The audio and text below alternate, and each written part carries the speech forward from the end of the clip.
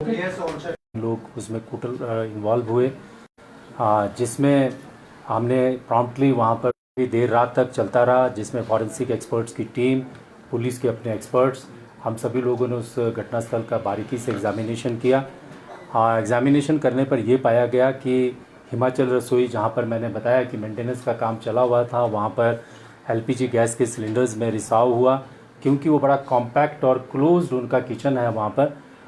उसमें जो था वो गैस भर गई, और जब उनके वर्कर्स, जब ये गैस बाहर लीक हो रही थी, वो जब उनको पता चला, जब वो वापस एंटर हुए वहाँ जाके उसको कंट्रोल और उसको बंद करने के लिए, इमीडिएटली उसके बीच में ही ये जो है ब्लास्ट हो गया। अभी तक हमने जो इन्वेस्टिगेशन की है उसमें प्रत्यक्षदर्शियों की स्टेटमेंट्स को रिकॉर्ड किया है, और साथ साथ में जो इंजर्ड लोग हैं उनसे भी हमने उनके भी बयान रिकॉर्ड किए हैं। फॉरेंसिक एक्सपर्ट की टीम जो है उसने भी रात में विजिट किया, काफ़ी देर रात तक इन्वेस्टिगेशन इसमें चलती रही।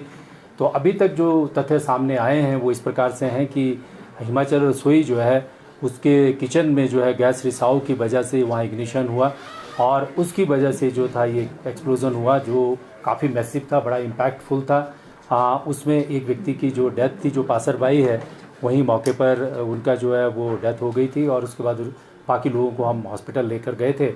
अभी तक जो हॉस्पिटलाइज जो इंजर्ड लोग हैं उनमें से 8 लोग डिस्चार्ज हो चुके हैं, 5 लोग उपचाराधीन हैं, उनका इलाज चल रहा है। जो वहाँ पर जो स्टेटमेंट्स हमारे पास आई हैं, और साथ साथ में जो अभी तक हमने इन्वेस्टिगेशन की है, उस इन्वेस्टिगेशन को आधार मानते हुए बिल्कुल इस तरह से कहा जा सकता है कि ये एलपीजी गैस में इग्निशन होने की वजह से जो ब्लास्ट हुआ है। एक स्पेशल इन्वेस्टिगेशन टीम, जिसमें फॉरेंसिक एक्सपर्ट भी है, वो टीम हमने कॉन्स्टिट्यूट की है। साथ साथ में हम नगर निगम और डिप्टी कमिश्नर शिमला को एक पत्र हमने लिखा है मेरे कार्यालय से, कि जो स्पॉट है वहाँ की जो बिल्डिंग्स हैं उनकी structural stability in terms of water, electricity, और उसकी आर्किटेक्चरल जो स्टेबिलिटी है उसको इंश्योर करने के बाद ही उनमें फर्दर जो है काम और बिज़नेस रन करने की अनुमति दी जाए, क्योंकि जो ब्लास्ट का इम्पैक्ट था वो काफ़ी ज़्यादा था, काफ़ी मैसिव था। तो उसकी वजह से हमको फर्दर जो ह्यूमन सेफ्टी उसको इंश्योर करने के लिए बोर्ड ऑफ ऑफिसर्स इनको कंस्टिट्यूट करने के लिए जिलाधीश और नगर निगम को हमने इस प्रकार से रिकमेंड किया है। सर, एक ही सिलेंडर था जो ब्लास्ट हुआ या मल्टीपल सिलेंडर्स थे जो ब्लास्ट हुआ? Basically it's investigation is very clear, it is not a cylinder blast. जो अभी तक हमने रात में इन्वेस्टिगेशन जहाँ तक हम पहुँचे हैं, कि सिलेंडर से गैस रिसाव होने के बाद, क्योंकि वो जगह बहुत कॉम्पैक्ट है, और उस जगह कॉम्पैक्ट होने की वजह से जो था वो गैस वहाँ पे भर गई, और जैसे ही उसको जो वहाँ पे साथ में एक डीप फ्रीज रेफ्रिजरेटर जो थे, वो ऑटो कट वाले डीप फ्रीज रेफ्रिजरेटर हैं, तो इस तरह की परिस्थिति में जो इग्निशन जो है वो कहीं से भी मामूली सी भी मिले तो then it converts into blast. DGP साहब ने एसआईटी गठित करने के आदेश दिए थे, किसको इसका मुखिया बनाया गया, तो कब तक जांच रिपोर्ट सामने आएगी? जो एसआईटी है उसको हमने ऑलरेडी कंस्टिट्यूट कर दिया है।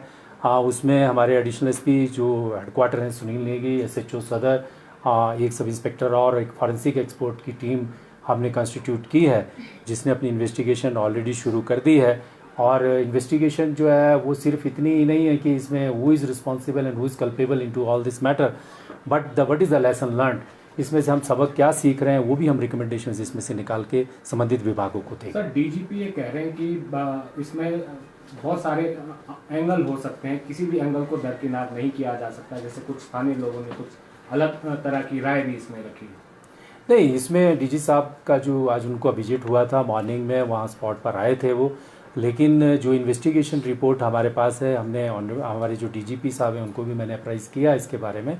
अभी तक जितना प्रिलिमिनरी इन्वेस्टिगेशन हमारे पास आया है वो बड़ा स्पष्ट है। जो इसमें इंजर्ड हैं लोग जो वहाँ पर थे, कि जो गैस लीक होने की वजह से एक चैम्बर सॉर्ट ऑफ कंडीशन वहाँ पे डेवलप हुई, और उसके बाद जो उसमें इग्निशन क्रिएट हुआ, उसकी वजह से ये प्रथम दृष्टया जो है इंसिडेंट हुआ है। एसआईटी में टोटल कितने मेंबर हैं, क्या फॉरेंसिक के लोग भी उस एसआईटी का पार्ट हैं, और किन किन पहलुओं पे इन्वेस्टिगेट किया जा रहा है? ये डेफिनेटली जो एसआईटी हमारी बनी है उसमें फॉरेंसिक एक्सपर्ट भी, हमने एफएसएल डायरेक्टर जो हैं उनको एक पत्र लिखा है, उसमें मेंबर हैं, इम्पॉर्टेंट मेंबर हैं। एफएसएल की जो इंक्वायरी, जो स्पॉट इंस्पेक्शन और उसके बाद जो प्राइमरी ओपिनियन है, वो उसी के आधार पर जो है मैं बात कह रहा हूँ अभी, और फर्दर हम इसमें इन्वेस्टिगेशन करेंगे। हम इसमें इन्वेस्टिगेशन जो है वो जो ह्यूमन एरर है उसको देख रहे हैं, साथ साथ में नेग्लिजेंस का किस प्रकार की जो इसमें न्यूएंसेस हैं उनको हम इन्वेस्टिगेट कर रहे हैं। और अपार्ट फ्रॉम दैट ये जो टोटल ओवरऑल जो ह्यूमन सेफ्टी जो इस प्रकार के रेस्टोरेंट्स चल रहे हैं हमारे जगह जगह पे, उन रेस्टोरेंट्स में किस प्रकार की ह्यूमन सेफ्टी होनी चाहिए, उन सब की एग्जामिनेशन करने के लिए भी एक रिकमेंडेशन हम देंगे। सर, ये घटना क्या ये भी बता रही है कि जो लाइसेंस दिए जाते हैं जिसमें सेफ्टी मैनुअल सबसे महत्वपूर्ण होता है, तो उस पर भी अब सोचना पड़ेगा, एजेंसियों पर भी कुछ सवाल हैं अभी हम इन्वेस्टिगेशन कर रहे हैं पूरे विषय की, बिकॉज ये बहुत दुखद घटना है। इसमें 14 लोग जो हैं कुल मिलाकर जो है इन्वॉल्व हुए, उनमें से जो है अभी 8 लोग हॉस्पिटल से डिस्चार्ज हो चुके हैं, 5 लोग अभी उनका उपचार चल रहा है, एक व्यक्ति की बहुत दुखद मृत्यु हुई है इसमें। और सारी चीज़ों को ध्यान में रखते हुए अभी जो मैं बात अपनी फिर से रिपीट करता हूँ कि what is the lesson learn, वो पूरी की पूरी हम रिकमेंडेशन इसमें बनाएंगे और क्या क्या हमको भविष्य में भी सावधानी इस प्रकार की परिस्थितियों में लेनी चाहिए, वो सारी सावधानियों की हम रिकमेंडेशन भी देंगे। सर, ये जो एसआईटी है, कोई रिपोर्ट को लेकर कोई टाइम सेट किया गया है? एंड अपार्ट फ्रॉम दिस, जो केस रजिस्टर किया गया है वो किन लोगों के खिलाफ किया गया है और कौन कौन सी सेक्शंस के अंडर रजिस्टर हो गया? मॉर्निंग में एक मैंने आप लोगों के साथ अपनी जो व्हाट्सएप स्टेटमेंट जारी करी थी, उसमें मैंने सेक्शंस मेंशन कर दी थी।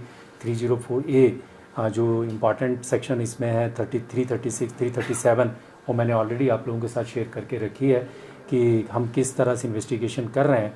डेफिनेटली इसमें जो भी एंगल्स हैं, क्योंकि इतना ह्यूमन इंजरी और लाइफ का लॉस हुआ है, सो वी विल डेफिनेटली इसमें प्रूव करेंगे कि who is responsible, who is accountable in this whole of the matter. वो इन्वेस्टिगेशन में 7 दिन के अंदर अंदर हम सारी बात को सामने लेकर के आएंगे। और दूसरा जो इसमें इम्पॉर्टेंट एस्पेक्ट है, वो इन्वेस्टिगेशन के साथ साथ जो हमारी फिजिकल ऑब्जर्वेशन इसमें रहेगी कि ह्यूमन सेफ्टी को लेकर के क्या क्या पैरामीटर्स हैं और उन पैरामीटर्स को कितना अध्ययन करना चाहिए, कितना किए गए और कैसे करना चाहिए, वो सारी की सारी चीज़ जो है हमारी इन्वेस्टिगेशन के साथ जो पैरेलल जांच भी हम करेंगे, वो सारी की सारी चीज़ें हम उसमें सुनिश्चित करेंगे।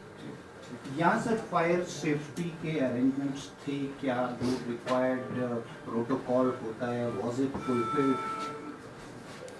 जो भी इन्वेस्टिगेशन अभी हमारे पास कुछ 12-14 घंटे पहले ये इंसिडेंट हुआ था। आप सभी को पता है it was a very complicated spot था। सबसे पहले ह्यूमन लाइफ्स को हमको रेस्क्यू करना था, वो एकदम से प्रॉम्प्टली हमने पुलिस की व्हीकल्स को हमने यूज़ करके ह्यूमन लाइफ को रेस्क्यू किया। उसके बाद हमारी इन्वेस्टिगेशन चल रही है और इन्वेस्टिगेशन जो बड़ी ऑब्जेक्टिविटी के साथ चलेगी, जिसमें हम सिर्फ इस केस की स्पेसिफिक इन्वेस्टिगेशन तक इसको लिमिट नहीं करेंगे, लेकिन इससे जो फर्दर जो हमको क्या क्या सबक मिलते हैं और क्या क्या चीज़ें हमको करनी चाहिए, वो सारी के सारी इन्वेस्टिगेशन के साथ साथ हम एक पैरेलल जांच भी करेंगे, वो पूरा क्लियर करेंगे। और जब ये पूरा हो जाएगा तो again we will share details with you. Thank you.